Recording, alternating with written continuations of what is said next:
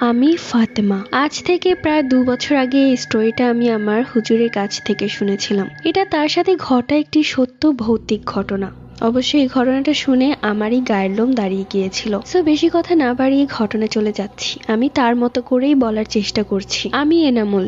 আমি তখন মাদ্রাসায় পড়তাম। তখন আমার বয়স ছিল মাত্র ১২ বছর। আমি যে মাদ্রাসায় পড়তাম সেই মাদ্রাসাটা অনেক পুরনো। সবারই জানা আছে যে সেই মাদ্রাসায় জিন আছে। আমাদের হুজুর ছিলেন অনেক রাগী মানুষ। তার একটা ধমকে আমাদের অবস্থা খারাপ হয়ে যেত।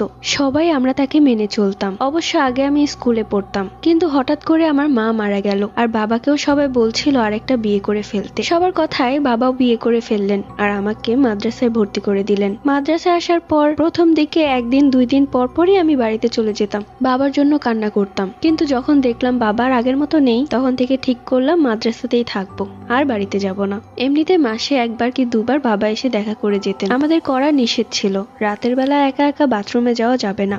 যদি যেতে হয় তাহলে সাথে করে কাউকে নিয়ে যেতে হবে। মাদ্রাসাতে আমার একটা বন্ধু ছিল, তার নাম ওয়াহিদ। অবশ্য ও সেই দিন ওর বাড়িতে চলে গিয়েছিল আর কোনো একটা কারণে আসেনি। ওয়াহিদ ছাড়া আমি কারোর সাথে ওরকম একটা কথা বলতাম না। তো রাত 12:30টার দিকে আমার বাথরুমে যাওয়ার প্রয়োজন হয়, কিন্তু আমি কাকে ডাক দিব? সবাই ঘুমাচ্ছে। আমি তখন বেশি পাকনামি করে নিজেকে সাহসী প্রমাণ করতে একা একাই গেলাম বাথরুমে। গ্রাম সাইড শুনশান, দূর থেকে শিয়ালের শব্দ আসছিল।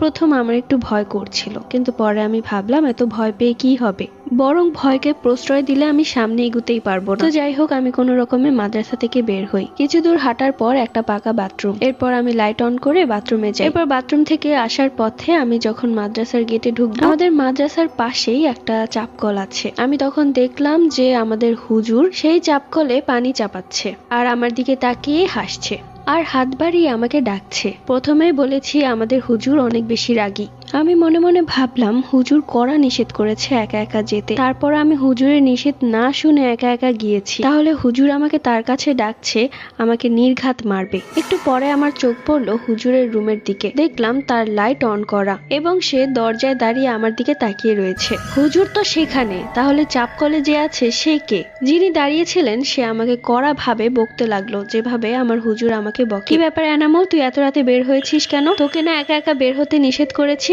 আমি সঙ্গে সঙ্গে মাথা ঘুরিয়ে চাপ কলের দিকে তাকালাম। তখন দেখলাম সেখানে কেউ নেই। আমার যেন পায়ের নিচ থেকে মাটি সরে গেল। মাথা ঘুরে সেখানেই অজ্ঞান হয়ে পড়ে গেলাম। এরপর হুজুর আমার চোখে পানি ছিটা দেয় আর সব ছাত্ররাও ঘুম থেকে উঠে গিয়েছিল।